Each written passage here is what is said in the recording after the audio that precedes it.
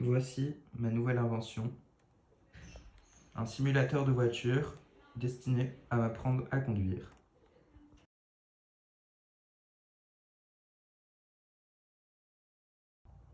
Voilà donc pour commencer le fonctionnement du volant.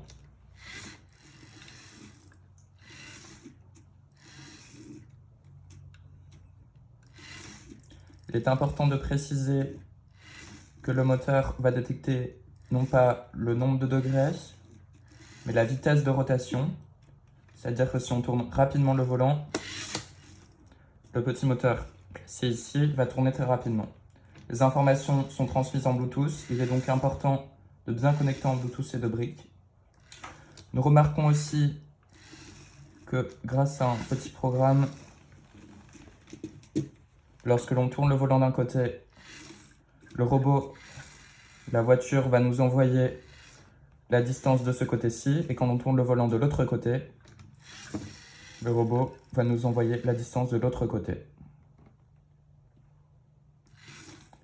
Nous voyons s'afficher stop, car bien sûr, le bouton en position stop, nous pouvons allumer le moteur, mais nous ne le ferons pas, car nous sommes sur une table.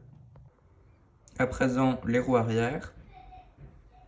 Nous allons commencer par allumer le moteur. Nous voyons donc une aiguille à l'écran s'afficher qui va nous indiquer la puissance du moteur et sa vitesse. Nous sommes à 25% de la puissance, soit la vitesse 1. Maintenant, la vitesse 2, soit 50% de la puissance du moteur. Et enfin, 100% de la puissance du moteur.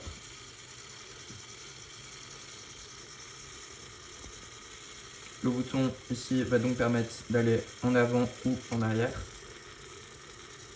En arrière, la distance affichée à l'écran sera donc automatiquement celle du capteur ultrason. Et si l'on rebascule à l'avant,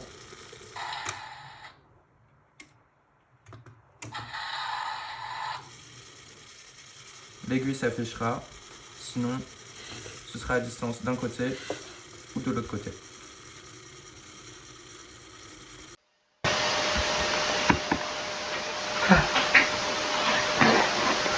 Cette partie installée dans le simulateur permet d'envoyer à la voiture le nombre de degrés du moteur et donc de faire tourner les roues avant pour orienter la voiture. Ensuite, ici nous avons la partie vitesse, envoyée également au boîtier pilote qui contrôle la voiture. Ici, nous avons le système de vitesse mais avec avant-arrière. Ce sera ici l'arrière, alors que cette partie-là était pour l'avant. Et ici, le bouton pour arrêter la voiture. Nous allons donc passer au programme 2, qui va être cette fois-ci inséré sur le boîtier pilote, donc de la voiture. Ici, nous avons toute la partie capteur, donc les deux capteurs infrarouges à l'avant, qui vont envoyer en permanence leurs données à Cleverbox, qui les utilisera quand il en aura besoin. Et ici, le capteur à l'arrière, donc ultrason. Là, nous avons donc la réception des données du volant, qui vont être reliées au moteur A qui va diriger la voiture. Ici, donc, nous avons l'arrêt de la voiture avec les sons moteur stop, moteur start. Ici, nous avons la partie vitesse et sens de la voiture, avant-arrière. Et c'est tout pour le programme de pilote.